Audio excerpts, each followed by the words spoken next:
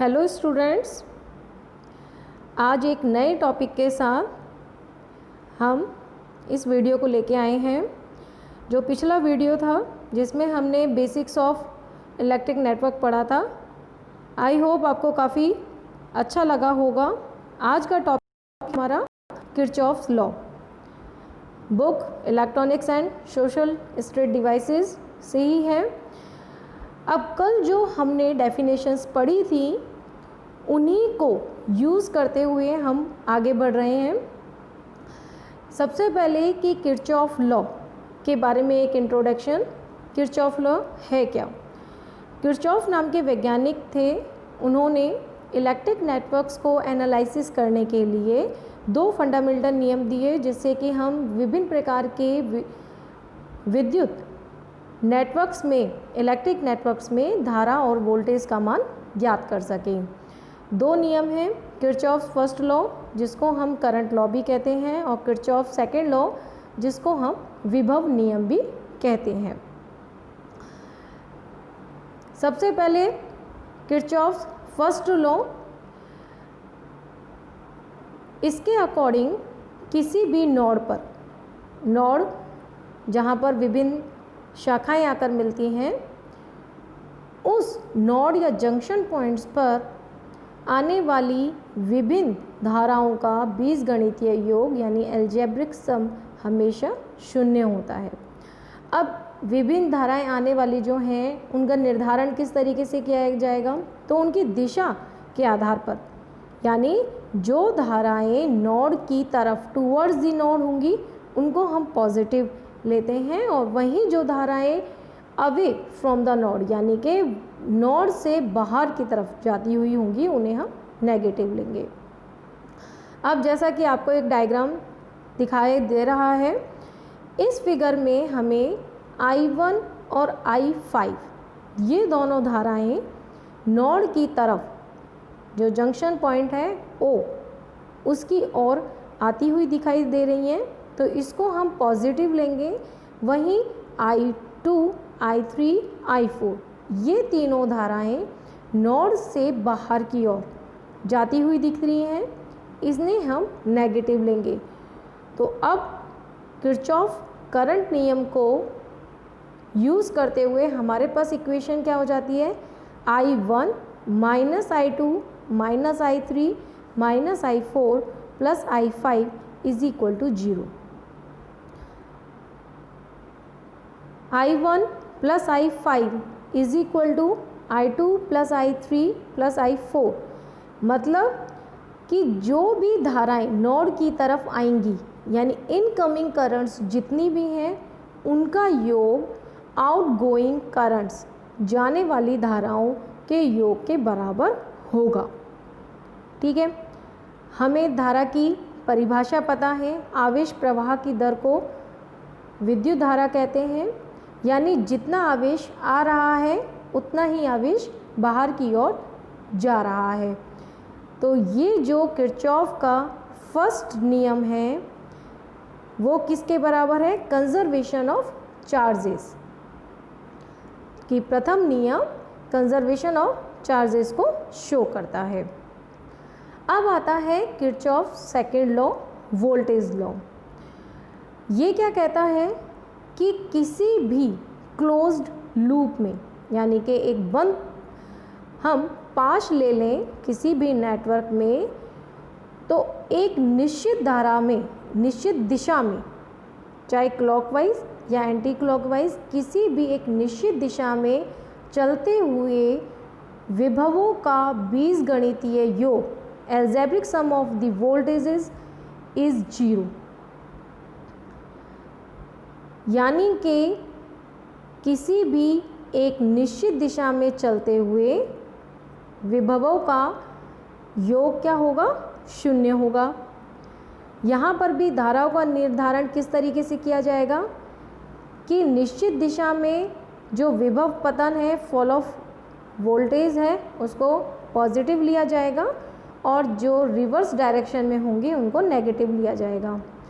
यहाँ पर एक चीज़ ध्यान रखने की है कि जब भी हम किसी नेटवर्क में बैटरी को देखते हैं, अगर एक निश्चित दिशा में चलते हुए बैटरी का धन सिरा पहले आता है तो हम उस विभव को, उस बैटरी के विभव को पॉजिटिव लेंगे, लेकिन अगर ऋणात्मक सिरा हमारे मार्ग में आ रहा है तो हम उस बैटरी का विभव ऋणात्मक लेंगे।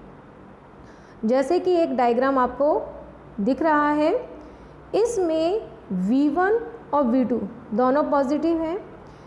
E2 बैटरी का धन सिरा निश्चित दिशा में आया तो हमने E2 को प्लस लिया है, लेकिन वहीं E1 का ऋणात्मक सिरा आने पर हमने E1 को माइनस लिया है।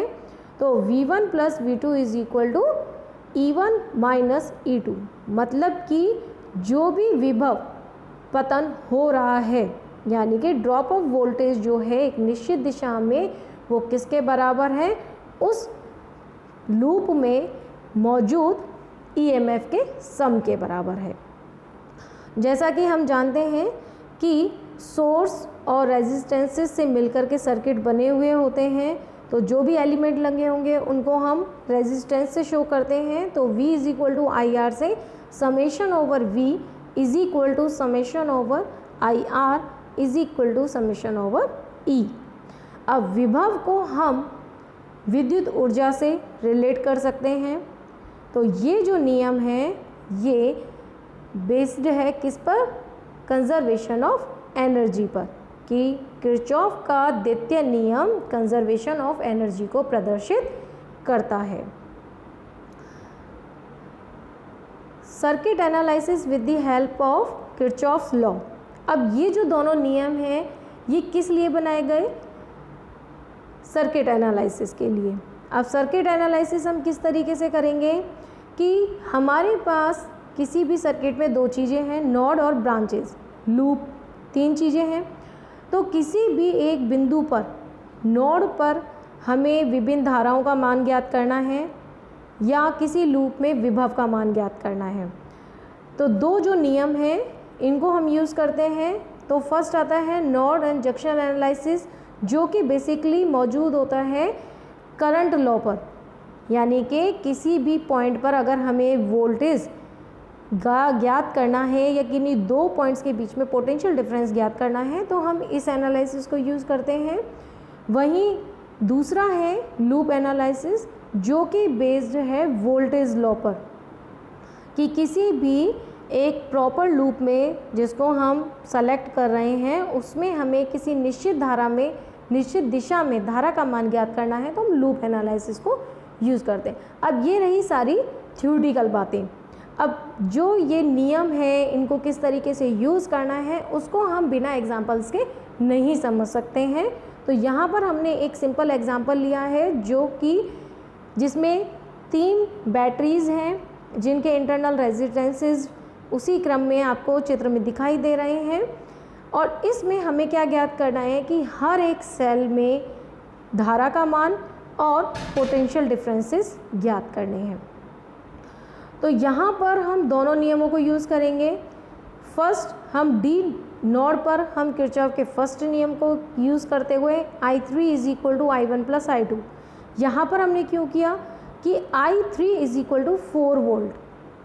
I3 की वैल्यू जो है वो I1 और I2 दोनों से ही ज़्यादा है, इसलिए धारा जो है हमेशा उच्च विभव से निम्न विभव की ओर प्रवाहित होगी।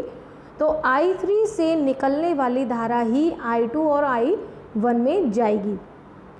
अब सेकंड लॉ को हमने फर्स्ट लूप ABCDA में यूज़ किया तो वहाँ से हमें इक्वेशन मिली।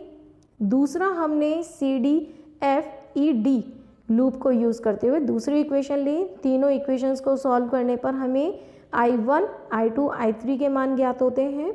और अब पोटेंशियल डिफरेंस E3 पर निकालने के लिए तो V3 is equal to E3 minus I3R3, जहाँ से हमें V3 की वैल्यू मिल जाती है। जैसा आप डायग्राम में देख रहे हैं तीनों ही बैटरीज पैरेलल कंडीशन में हैं।